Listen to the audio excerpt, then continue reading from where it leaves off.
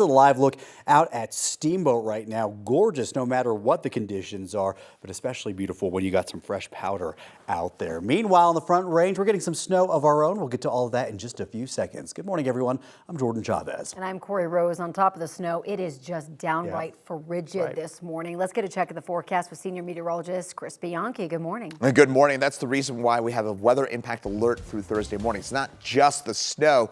It is the cold. And yes, I know most of you not waking up to much in the way of snowfall this morning. I've been mentioning this for the last few days. We've been talking about this here on 9 News. Weather Impact Team has been alerting you that it's tonight and tomorrow morning when we will see the worst of the snowfall, or the heaviest of that snowfall. 3 to 6 inches tonight, and then that brutal cold will be with us basically all the way through Thursday morning. Folks, if you have the option to work from home, this is certainly the day for that. If you're a decision maker, you're a boss, it's a good day to allow those employees with that flexibility to work from home both today and tomorrow, just because not only the snow, but again, the bitter cold as well. Right now, air temperature of 7 degrees for us in Denver. I was just looking at -10 wind chill out at the airport right now. It's not just kind of everyday cold. This is really, really nasty cold for us here along the Front Range right now. A little bit of light snow right now. That's not the main impact, but we are seeing a few flakes flying. I will say that the radar is not doing what we're seeing here justice, because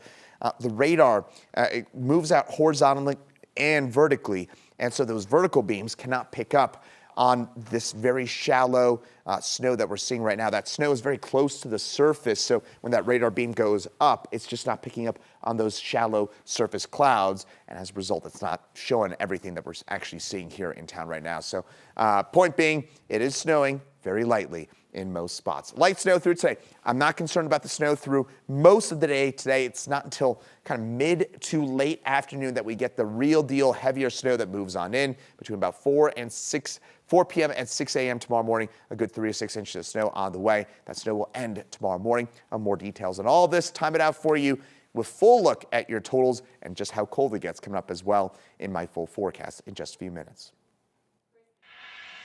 And because of the weather, Denver has officially activated its cold weather shelter plan. The city will open up extra shelters through Thursday morning. Adults can go to the Denver Rescue Mission or Samaritan House on Lawrence Street, and there's space for families with kids at Urban Peak on South Tacoma Street. Well, let's get a check of that morning commute with Brianna Fernandez. Good morning. Hey, good morning, Corey. For those heading out the door right now, taking a live look of I-25 right near I-70. So if you're heading into 58th Avenue, the North Washington area, this is what you can expect for that morning drive. Traffic volume still very, very light. 7:04 is your time. So, of course, in the next hour or so, we're going to start to see that traffic volume slowly start to pick up. So I do want to switch things over to our main maps real quick. RTD is saying that the N line is having a 10-minute delay. For those taking the N line, just keep that in mind. That's what we're seeing right now. It looks like our maps are freezing. There we go. So for those heading out the door, I do want to zoom into a new trouble spot that we have going on. We do have a structure fire. This is just east of Federal. So right at the intersection of Alabama and Hooker Street, according to Denver Fire Department, they are on scene, so you're going to see a lot of crews there. Just keep that in mind for those maybe taking Federal and seeing crews there driving up and down Federal Boulevard. Wadsworth at 26th Avenue, we're also tracking another crash right now. So the reason that I'm showing you is because this area up and down Wadsworth, there's construction happening. So right now, traffic is going to be a mess at that intersection. So Wadsworth and 26th Avenue, keep in mind you are going to see crews on scene. Hopefully they can get a tow truck here in the next couple of minutes and clear that up. Other than that, westbound 36 Denver to Boulder, a nice 17-minute drive. All right, Brianna, thank you. Well, every year we see the state issue health and safety advisories for bad marijuana, but health experts say the number of advisories that we have seen so far this year is concerning. 9 News reporter Lauren Scafidi is joining us live in Studio B. And Lauren, you've been looking into the numbers, comparing those to past years. What did you find? Corey, Jordan, after digging into the data, I found that we are less than 2 months into 2025, and Colorado has issued 4 advisories so far. This time last year, we had none, and overall, 2024 had 8 total. The state issued the latest advisory within the last week. The high levels of mold or yeast were found in marijuana produced by Fox Street Wellness, sold between March 28th and November 25th of last year. Some of the locations it was sold at in Denver includes Rocky Mountain Cannabis and Snacksland. A health and safety advisory was also issued the week before for pesticides above the acceptable level in some weed sold at levels in Denver and Lakewood between November 15th and December September 4th of last year. There are really just too many dispensaries to name because these advisories stretch for months. For example, another advisory was listed this year for weed sold at almost 6 stores over a 9-month stretch. 9 News medical expert Dr. Pyle Coley says it's important to look at the bigger picture here. She calls it disturbing. You know, I'm very disturbed by the number of recalls that we've seen because this is really a reflection of a bigger systemic problem, which is that we don't have enough regulation on these substances that are readily available to Coloradans. Coming up in the next hour, I'll help you understand the health impacts of using bad marijuana. Dr. Coley says this is not something to take lightly. Live in Studio B, Lauren Scafidi, 9 News. Lauren, thank you. A law designed to help more people access eating disorder treatment may be doing the opposite. Last year, a state law took effect preventing someone's BMI from determining their level of care or treatment.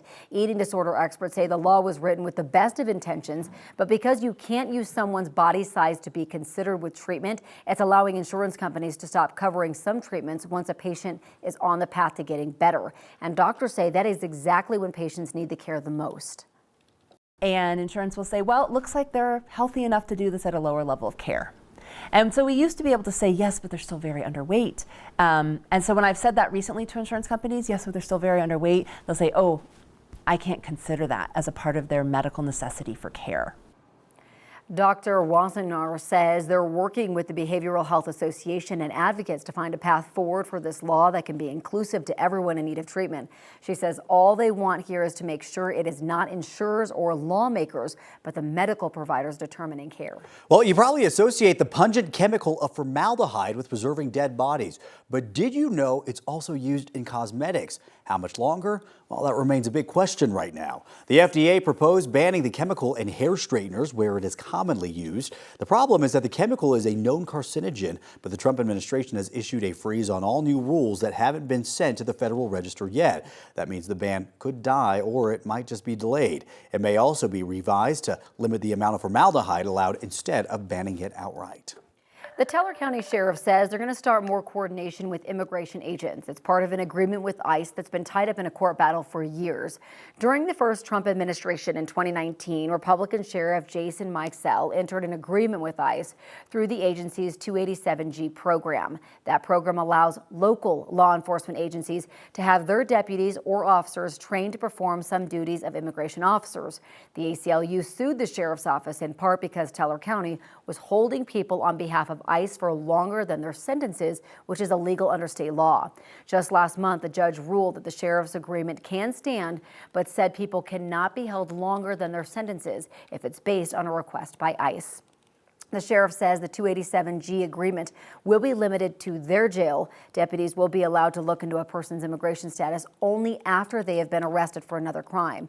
And they'll be allowed to notify ICE if someone is in jail in the country without authorization. Local flower shops are hoping that the King Soopers strike might bring more customers their way this Valentine's Day.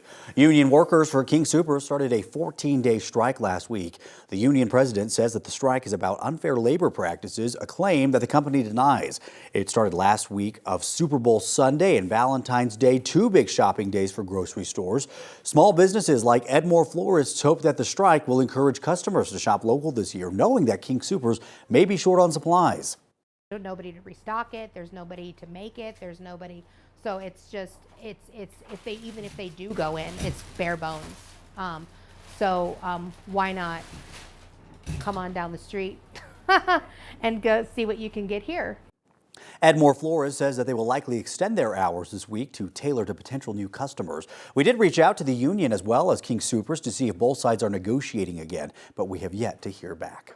Ahead of Valentine's Day, the federal government is sounding the alarm about a sophisticated online romance scam. The Commodity Futures Trading Commission has launched the Dating or Defrauding Awareness Campaign. The multi-agency social media initiative is warning Americans about relationship investment scams.